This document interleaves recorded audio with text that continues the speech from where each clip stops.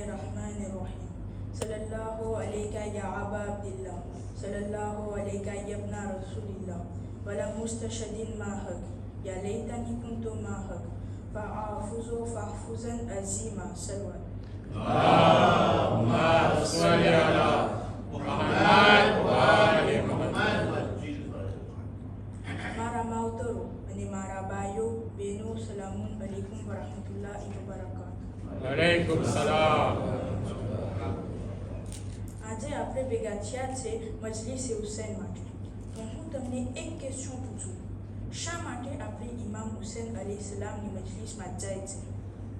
કારણ કે જ્યારથી ઇમામ હુસૈન અલૈહિસ્સલામ શહીદ થયા ત્યારથી જેટલા પણ ઇમામ આવ્યા બધે ઇમામ હુસૈનની મજલિસમાં જતા હતા અને મજલિસ કરતા હતા. અને આપણા જમાનાના ઇમામ જે હમણાં પડદાએ ગેબમાં છે તેને પણ મજલિસમાં જવું પસંદ છે. શરૂઆત. Allahumma salli ala Muhammad wa ali Muhammad. એક દિવસ એક શખ્સ હતો જે ઇમામે જમાનાને જોવા માટે તરફતો હતો. દરરોજ પોતે ઇમામને કહેતો હતો કે ક્યારે હું તમને જોઈશ. એક વખત એને યાદ આવ્યું કે હજમાં અરફાતમાં ઇમામે જમાના જરૂર આવે છે. બહેતર છે કે હું હજમાં જાઉં અને પછી જ મને અરફાતમાં ઇમામે જમાનાની મુલાકાત થશે. પછી પોતે હજમાં જાય છે અને અરફાતમાં ઇમામને ગોતે છે પણ એને ઇમામ નથી દેખાતા. પછી તે માણસ એવી રીતે 30 નફા હજમાં જાય છે પણ એને ઇમામ આવતા જ નથી. પોતે પોતાના ઘરે આવીને અફસોસ કરતો હતો. વળી પાછો પોતે હજમાં જાય છે જે તેની 20મી હજ હતી. જ્યારે એ લોકો મક્કા પૂગે છે ત્યારે તેઓના કાફલામાંથી કોઈ પૂછે છે કે કોણ મારા સાથે અરફાત આવી શકે છે પ્રિપેરેશન માટે તપીને તપને રખવા માટે. તો તે માણસ કહે છે કે હું આવું છું તારા સાથે. પછી તે 2-3 જણા અરફાત જાય છે. પ્રિપેરેશન કરતાં કરતાં એક વખત તે માણસ બેસે છે અને પોતાના ઇમામને યાદ કરે છે. સુદા એના બાજુમાં કોઈ આવીને બેસે છે અને કહે છે, શું પરેશાન છે? એ કહે છે કે હું કોઈને ગોતું છું. તો એ શખ્સ પૂછે છે કેને ગોતે છે? તો એ કહે છે મારા ઇમામને ગોતું છું. ત્યારે સામેવાળું કહે છે કે હું છું તારો ઇમામ જેને તું ગોતે છે. જ્યારે એ માણસ પોતાના ઇમામને જોઈ છે તો એટલો ખુશ થાય છે એને કે એને ખબર નથી પડતી કે શું કરે ને શું પૂછે. શરૂઆત. Allahumma salli ala Muhammad wa ali Muhammad. પછી ઇમામ તેના સાથે થોડીક વાર વાતો કરે છે. પછી ઇમામ તેને કહે છે કે હવે હું જાઉં છું.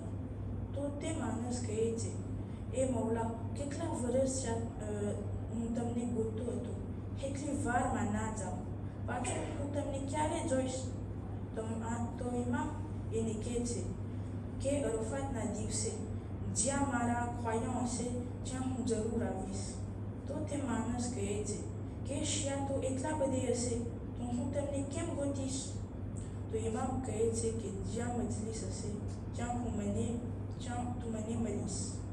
તે માણસ કહે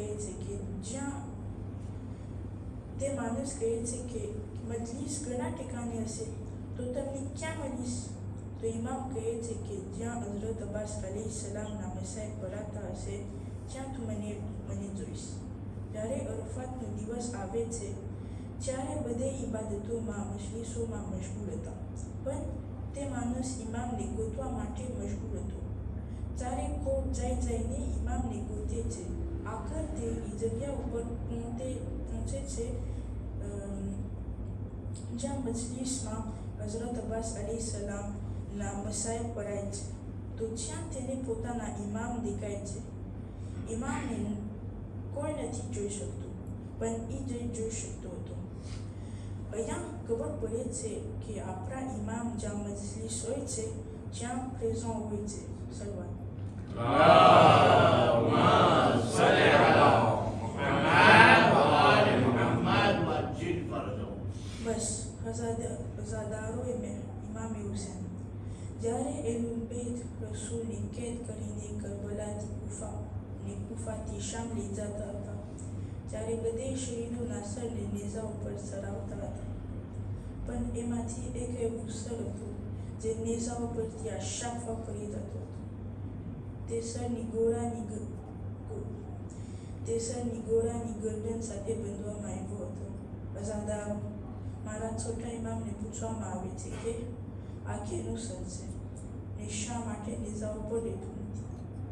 જ્યારે મારા છોટા ઇમામ રોવા લાગે છે ને કહે છે, આ મારા છોટા ઇમામ મારા ચાચા અબુલ ફઝલ અબ્બાસનું સર છે.